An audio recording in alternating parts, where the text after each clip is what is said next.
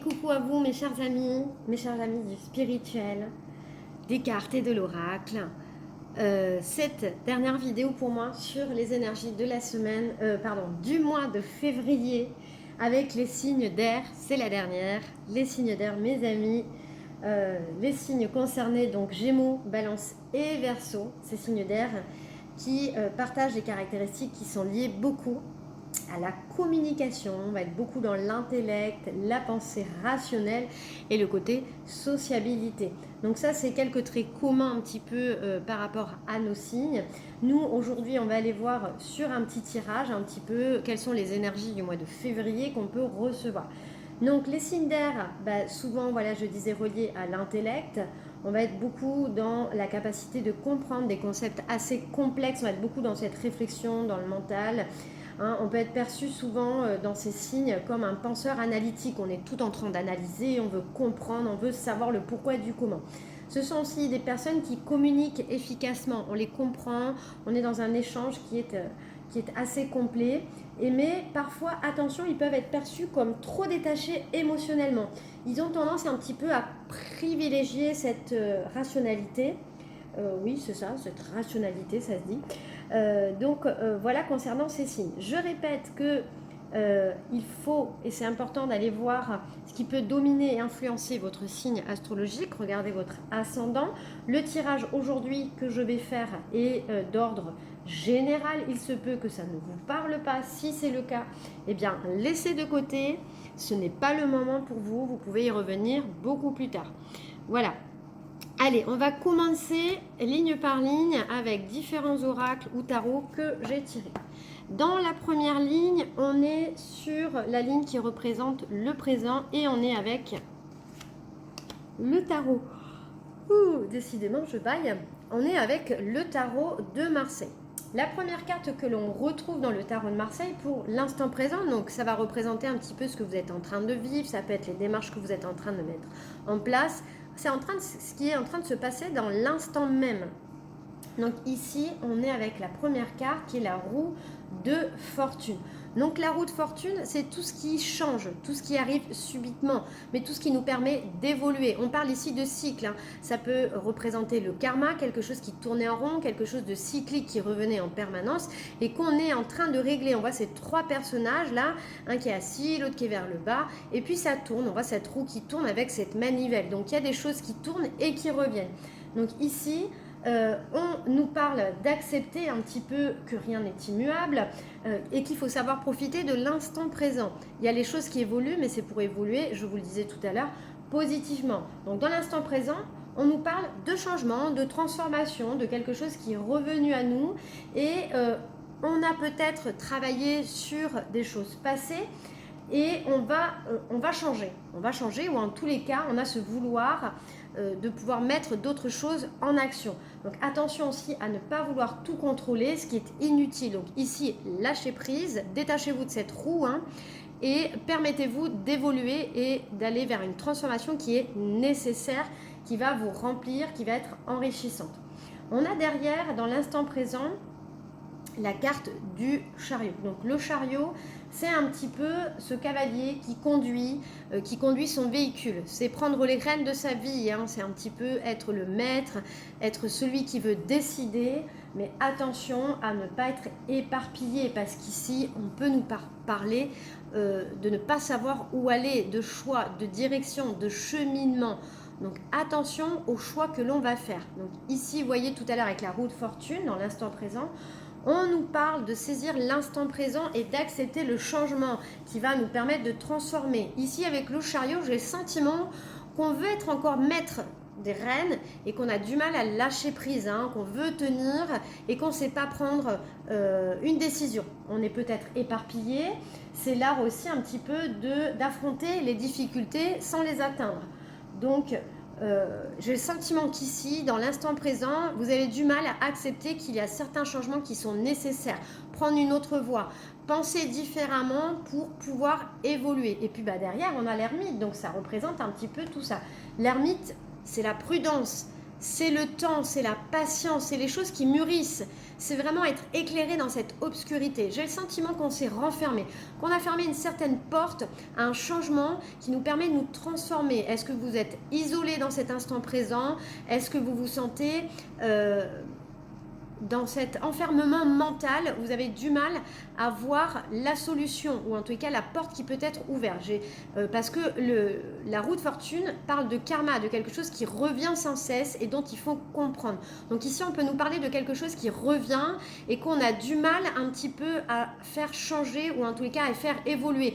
On n'est pas dans ce lâcher prise, on veut être encore dans le contrôle. On contrôle trop les choses et il est temps d'être patient et de laisser faire justement ce mouvement, ce nouveau cycle qui vient à nous. Parce que l'ermite, c'est aussi le guide. Hein, on vous dit, vous êtes guidé. Laissez-vous guider. Faites confiance à cette lumière. Vous allez pouvoir voir enfin la lumière. On vous dit, c'est un symbole de patience, qu'il est temps aussi de rentrer dans une période d'introspection pour comprendre. Donc, attention, je pense que vous êtes beaucoup dans le contrôle et qu'il va falloir un peu lâcher prise et vous laisser guider. Hein, ça peut être par un guide, par une personne de confiance, par quelqu'un en tout cas qui vous épaule et qui vous dit bah, c'est le moment, il faut oser changer, il faut oser se transformer avec prudence, mais on obtiendra ce que l'on souhaite. Donc ici, c'est ce qu'on peut ressentir en tous les cas dans l'instant présent. Il y a beaucoup de contrôle. Hein. Dans la ligne numéro 2, on va aller avec les oracles de Christodana et on va aller dans les challenges et les opportunités que l'on doit saisir. Alors, je vais mettre dans le bon sens. Alors, en plus, ça c'est marrant parce qu'on retrouve vraiment la tempérance. Alors, ici, on retrouve la tempérance. On voit cette personne qui appuie sur ses boutons de radio. Hein. C'est comme si elle cherchait la bonne fréquence, le bon endroit, le bon moment, quelque chose qui vibre avec elle, quelque chose qui fait écho. Donc ici, la tempérance nous ramène à l'équilibre, à la stabilité. Et puis derrière, il y a le souhait. Donc j'ai le sentiment qu'on a envie que les choses changent, qu'on a envie de trouver une certaine forme de stabilité, mais qu'on a du mal. Hein. C'est toujours pareil. Donc c'est le temps. Et c'est le moment de passer à l'action. Et puis ce qui est super sympa, c'est que derrière, on a la carte de la protection. On est en sécurité, on est protégé. Arrêtez d'avoir peur, arrêtez de vouloir être dans le contrôle, ce n'est pas nécessaire. Et puis la protection va bien avec l'ermite, hein, parce que l'ermite, c'est le guide. C'est comme si vous étiez guidé, vous étiez accompagné par le divin, par vos anges, par votre guide spirituel. Ici, on vous parle bien de guidance. Donc, vous êtes certainement dans une forme de recherche d'équilibre et de stabilité. C'est quelque chose qui est vraiment, qui est un souhait, qui est une demande, mais vous avez du mal à lâcher prise.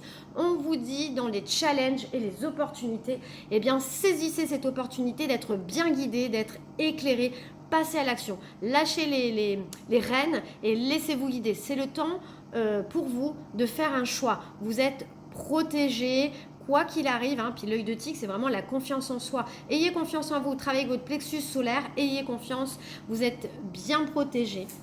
Hein.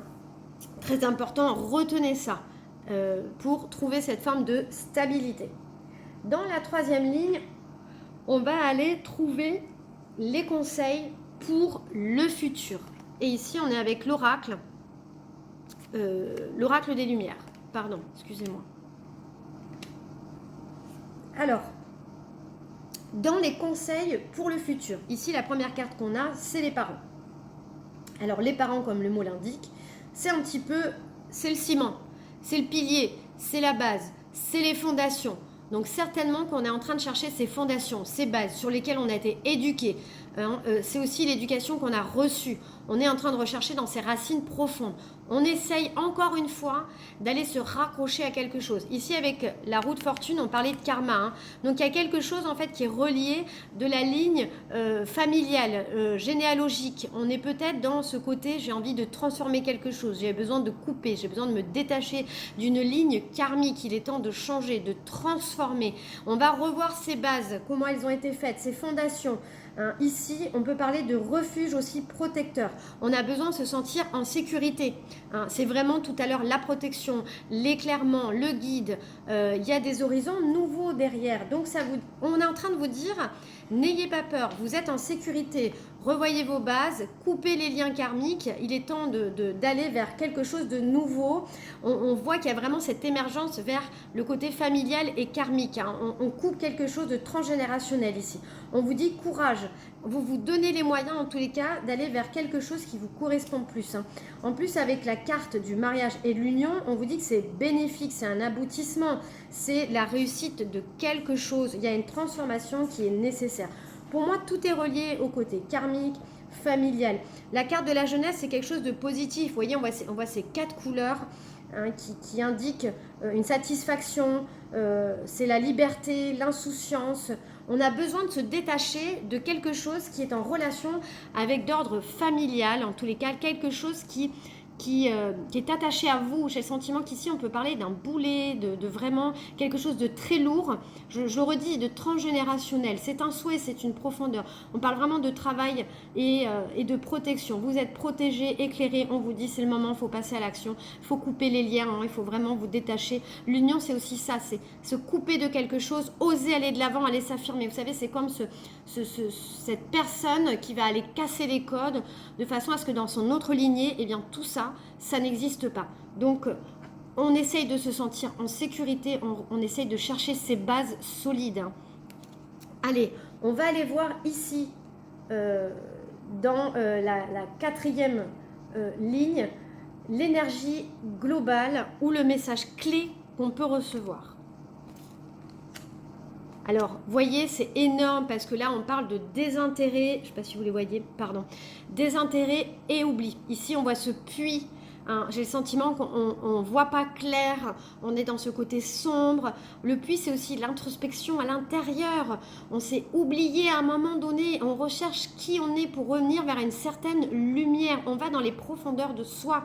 On voit qu'on a le corps physique qui est en souffrance. Cette carte verte là qui nous emmène à guérir. Il faut aller guérir, hein. On a besoin de se transformer, de changer. C'est vraiment tout ça est relié au côté karmique, transgénérationnel. Et puis la dernière carte qui est assez positive parce que on a besoin de ce changement pour avoir des retombées qui sont positifs. On nous dit vous allez être récompensé pour les efforts qui sont déployés. C'est vraiment l'action que vous avez mis en place.